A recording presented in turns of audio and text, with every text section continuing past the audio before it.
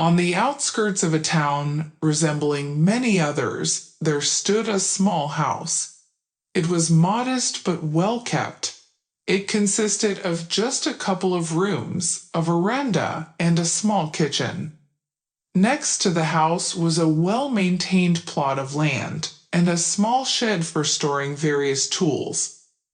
All of this had been inherited by Katerina from her mother, who passed away several years ago. The woman had raised her daughter alone and refused to answer any questions about her father. When they learned about the girl's serious illness, it was already too late to provide any help. The illness progressed rapidly, and the girl died in the hospital within a week. Since then, Katerina had been living alone, despite her former classmates already having families, and many even having more than one child. She wasn't introverted or reclusive, and she had met young men on several occasions, but those encounters quickly turned into fleeting romances, and the suitors vanished. Colleagues at work and acquaintances whispered behind her back, calling her a failure, incapable of starting a family. It seemed like she was ready to give up on her personal life, but soon she abandoned that idea. On that day, the weather was bitterly cold, and it had been a tough day at work. As soon as Katerina boarded the bus she took every day to get home, she fell asleep instantly. And on that day, her neighbor, who lived a couple of houses down, woke her up. Thanks to her, Katerina didn't miss her stop, which she was no longer able to reach on her own. Thanking the woman, Katerina bundled up in her scarf and hurried home.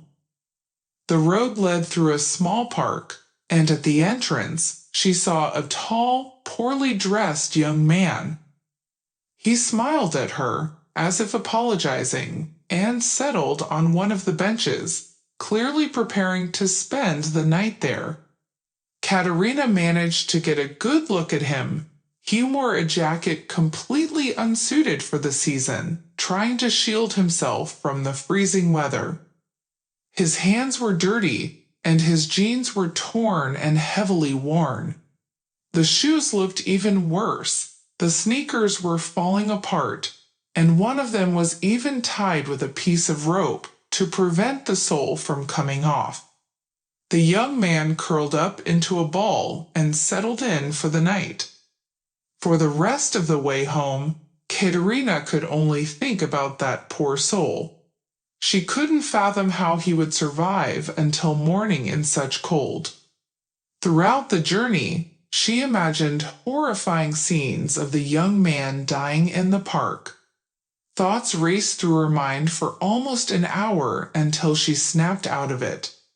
Immediately, she started searching for something warm for the stranger. However, since there had never been any men's clothing in the house, she only managed to find a pair of larger gloves and a warm scarf knitted by her mother. Without even having breakfast and grabbing a bag with the items, she hurried to the park. However, there was no one on the bench where the stranger had been yesterday. Katerina assumed that, perhaps, the poor guy had gone in the opposite direction, seeking shelter in the entryways of the nearby streets. At least, she desperately wanted to believe that he was somewhere warm right now, and they would meet again. Katerina was always known for her compassion, and even at work, she was nicknamed the Helping Hand. She was always ready to assist anyone if they needed to move or needed help with something. People flocked to her for assistance. But this time, her empathetic nature wouldn't let her rest. Katerina eagerly awaited the end of the workday, hoping to meet the young man again. She was nervous and couldn't sit still, anticipating the evening. Katerina hurried to the cherished park, as if going on a date. She couldn't understand why she felt such a strong desire to help the poor guy she had met yesterday. Her heart was ready to leap out of her chest. and thoughts of him sent shivers down her spine. When Katerina approached the bench where they had met yesterday, she discovered that the young man was still there. When he saw her, he smiled but immediately looked away, as if embarrassed by his appearance. However, Katerina sensed that there was something special about him, and she felt her heart beating even faster, with a tremor running through her body. "Here, please take this," she said, extending the bag to him. "It's all I can offer, gloves and a scarf. It will keep you warmer." The young man looked up at her, his eyes sparkling with gratitude. When he spoke, Katerina realized that she would love to hear that voice for the rest of her life. It was warm and captivating. "Thank you so much. You're the only one who wanted to help me. I'm very grateful. But all I can do in return is walk you home," he said, as if apologizing. Katerina gladly agreed. She found this young man very pleasant, and they set off along the pathways, getting to know each other along the way. By the time they reached Katerina's home, they were already conversing throughout the walk. Friends. He hadn't revealed why he ended up on the streets, and Katerina decided not to broach the topic he avoided. When they reached the gate, Katerina offered, "Come inside. It's warmer in the house, and we can talk more." He hesitated for a moment, but then smiled and accepted her invitation. And that's how their unexpected encounter turned into the beginning of a new chapter in both of their lives. "I have a casserole and delicious mint tea. Would you like to come in?" she added shyly, but Victor politely declined, saying, "I love casserole, but I feel awkward. Besides, I think you're tired from work, but another time I'll definitely agree." Since then, they met almost every day on the cherished bench. It seemed like everything was happening by chance, but in reality, both of them were already looking forward to these meetings. The local residents who lived nearby and saw the strange couple every day shrugged their shoulders, expressing their disapproval. The slender and very neat girl of short stature, and the nearly 2-meter tall guy who looked more like a homeless person, made many people look at them with confusion.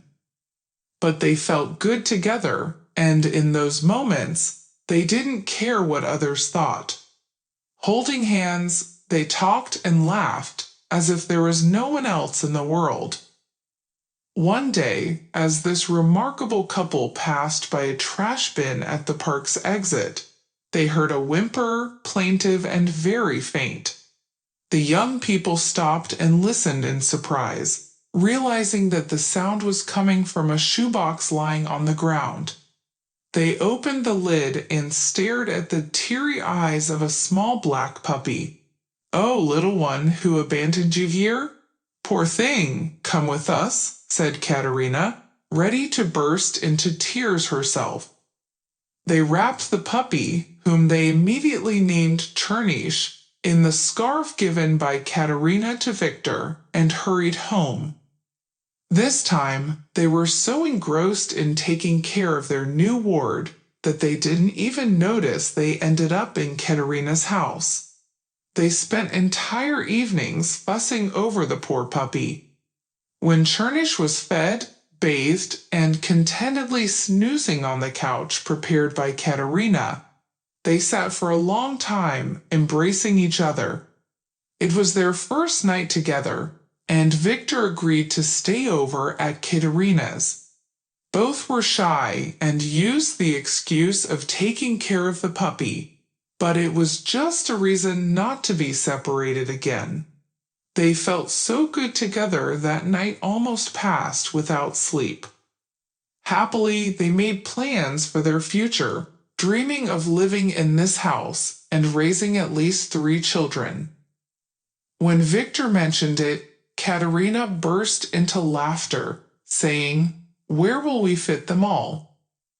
But her beloved, with a serious expression, said that it would be his responsibility as the head of the family. Smiling blissfully, Katerina fell asleep on Victor's shoulder, feeling that this man would never let her down or leave her. They couldn't imagine life without each other anymore. The next morning, Victor surprised Katerina by proposing. Instead of a ring, he playfully put a handmade decoration from a candy wrapper on her finger. At first, the girl was taken aback, but then she nestled into his chest and whispered, "Of course, I agree. I fell in love with you right away." She didn't care about his status.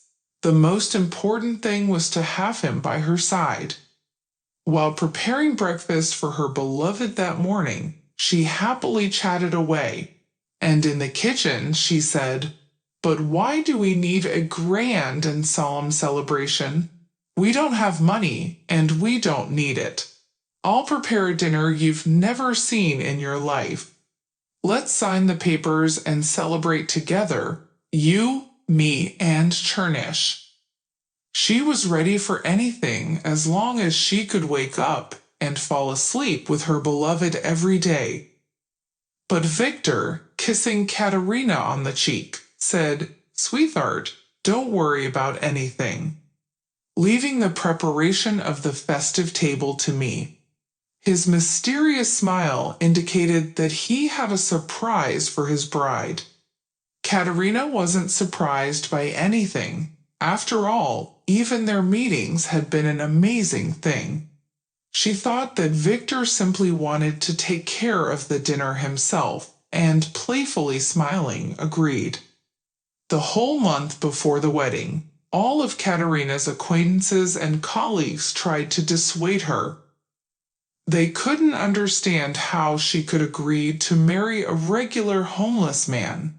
And they not only didn't speak kindly of him, but also showered him with insults. But Katerina welcomed her husband's family and his response with a happy smile. She didn't care at all what others thought because she was truly in love for the first time in her life. The girl couldn't hide her surprise when her newlywed husband arrived at the registry office in a nice car and looked completely different. He was clean-shaven and dressed impeccably. Everyone who came to the celebration was absolutely astonished, but it was just after the registration. He invited everyone who came to celebrate them, their friends and colleagues, to a festive evening at one of the city's restaurants. Katerina didn't know what to expect next. In the restaurant, they were greeted by beautifully set tables and a charming host.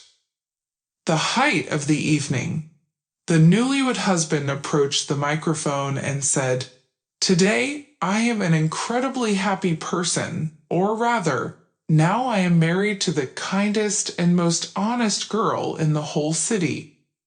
All this time, everyone judged and discouraged you from marrying a homeless man. But she saw a person in me. After all, are money and external glamour more important than soul and heart?" It turned out he was a very wealthy businessman. His parents, who died in a car accident, had left him a company and a considerable fortune. And he, having graduated from the university's economics faculty, was not a barrier for him since he easily managed his father's business. Every day he would go to work in his own car, and one day he saw Katerina when she was crossing the road right by that same park. The girl appeared fragile and divine to him, and he decided to get to know her no matter what. However, knowing that many girls were attracted to his wealth, he decided to test how she would react to a simple and poor guy. After confirming that she walked home from work through the park at approximately the same time every day, he decided to play a little game with her and, at the same time, test her selflessness in relationships. All his previous romances quickly ended as soon as the girls started to ask him for money. Once they found out about his wealth, they immediately requested gifts and expensive trips. Victor decided that in order to avoid past mistakes, he needed to test the girl he liked to see how she would treat him as a normal, or even unusual, very poor person in need of assistance. And he was not mistaken. He didn't regret it. He realized that Katerina was exactly the person who was willing to be by his side, even in poverty. Immediately after the wedding, Victor moved his wife and faithful Chernish to his enormous house. Katerina easily managed the household, maintained cleanliness, comfort, and spoiled her beloved with delicious home-cooked meals. A year after the wedding, they welcomed a beautiful daughter who closely resembled her mommy. Victor cherished his princesses, striving to take care of them and fulfill their every wish. Several years later, many admired them in that very park, seeing a beautiful and close-knit family with two little ones. The couple happily strolled along the park's alley, perfectly complementing each other.